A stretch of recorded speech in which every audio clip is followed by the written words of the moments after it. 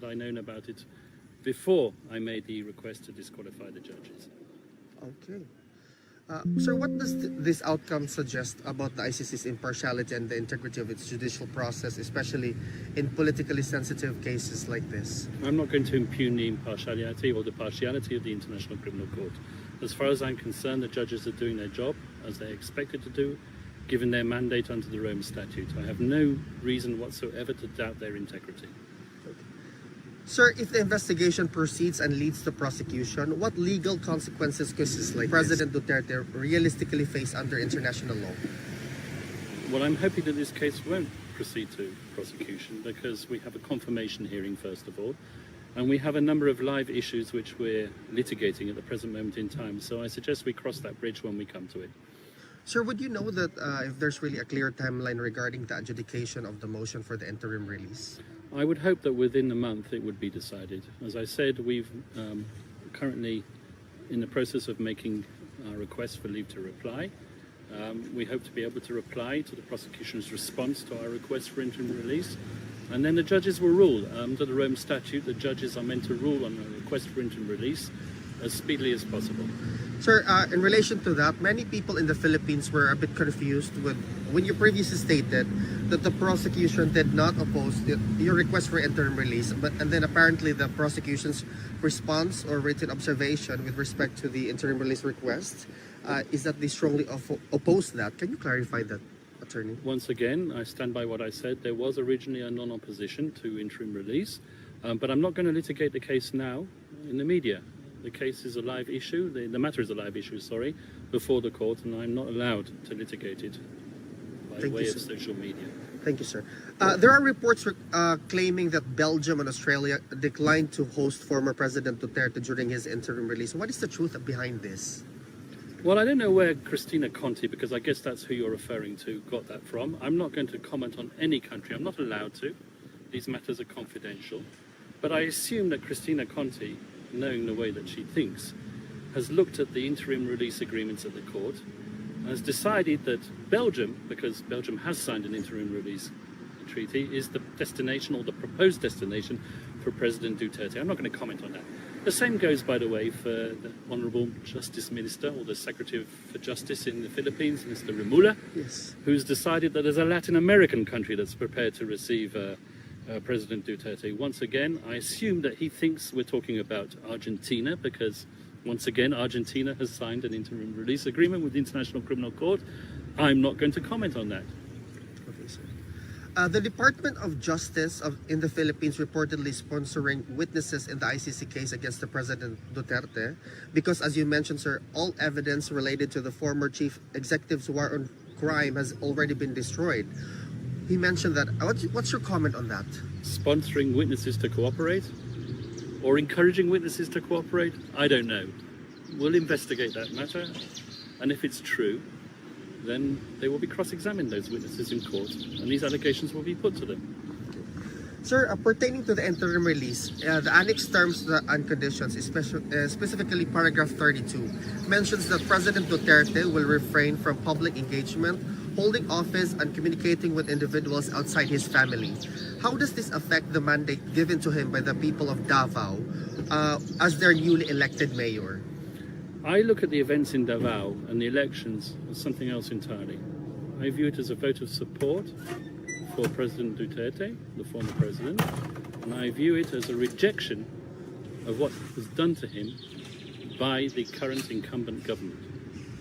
I don't view that as a mandate to rule Davao. Yes, of course, if he was released, then he would rule Davao, but he's not. He's sitting here in a prison. Physically, he's not able to govern at the present moment in time. It would be irresponsible for him, and he has told me that. Okay. Are there already arrangements for his oath taking? I'm not going to comment on that matter. Okay. Who is exactly considered outside his family in the context of the interim release, sir? Well, interim release, once again, is a matter which has to be decided. And also the scope of people who are in his family will also be decided. Sir, could appeals or objections from civil society groups or international organizations influence the court's decision on the urgent interim release motion? The victims have a right to make their voice heard, and they can comment on the application for interim release. And the court has already ordered the victims to make their observations known. They do that through a dedicated office in the court, which is called the OPCV, and the OPCV has responded. Sir, in this particular question, should the Philippines is already a non-member state of the ICC to the Rome Statute. Is it legally possible for it to voluntarily offer to host President Duterte during his interim release? Even non-state parties can host persons who are on interim release from the International Criminal Court, should the court approve it. Obviously, we would want President Duterte to go back to the Philippines. But if I'm not mistaken, the government has already stated, point blank, that it's not prepared to receive him. Will the public eventually be informed, sir, about which government or governments, if any, has expressed willingness to receive President Duterte should interim release be granted? I anticipate that could be the case in due course, indeed. Sir, this question is highly political. Has your meeting with Senator Amy Marcos had any direct or indirect bearing on President Duterte's case before the ICC? Or if you're able to share what was the nature of or the purpose of your meeting? I'm able to share that. It was me who asked to see Senator Amy Marcos.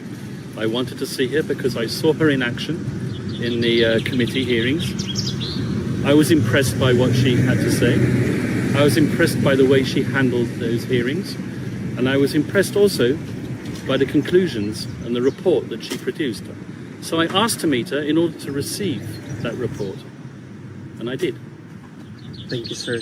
Sir, and by the way, yes, go ahead. That report hasn't been published on the Senate website. I wonder why. Thank you, sir. Is it legally realistic for former President Duterte to seek any form of remedy or protection under Dutch domestic law while under the jurisdiction of ICC? Well, I think I know where that comes from. There's some Filipino lawyer who suggested that he might be able to seek remedies under Dutch law. That's not the case. Sir, the last question. Is it common for the Office of the Prosecutor to express no opposition to a motion such as the interim release? Or is this unusual and specific only to the President Duterte's case? As I've said, in the past, it's possible in offences against justice cases. However, this would be the first time if the prosecution do follow through on their original non-opposition, which was stated to me, to one particular topic. If they follow through on that, that would be the first time in an Article 5 case involving atrocity crimes or alleged atrocity crimes that the prosecution would express a non-opposition to interim release, yes. Attorney Kaufman, do you have any message to the Filipino people who is closely following the development of the case of President Duterte? Yes, I do. As I said, respect the judicial process. A lot of gossip, a lot of allegations have been made, especially by people like Attorney Cristina Conti, that the supporters of former President Duterte are threatening witnesses or trolling judges. That is simply not true. Just respect the judicial process. Thank you, Attorney Kaufman. God bless you. You're welcome. Thank you, sir. Subscribe to SMNI News Channel and turn on the notification bell to keep you up to date. Also visit our official social